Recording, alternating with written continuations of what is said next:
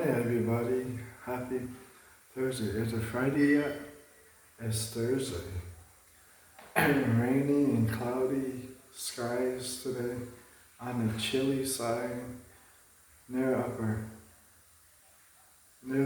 40s and near upper 50s.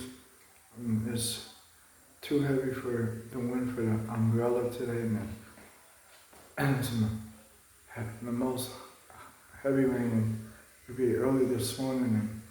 And then more heavy rain later on tonight, and then higher, not the high tide early in the morning, but high tide later on tonight and this evening, and then on Friday, some spotty showers on Friday.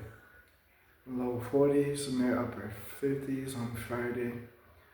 Spotty shower on Saturday, and then drying out on Sunday, and looking a little better on Sunday into Monday on Memorial Day weekend.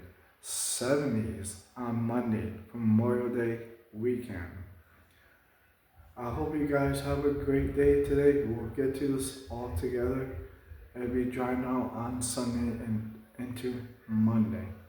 Have a great day today, and I'll see you guys tomorrow on Friday. Have a good one.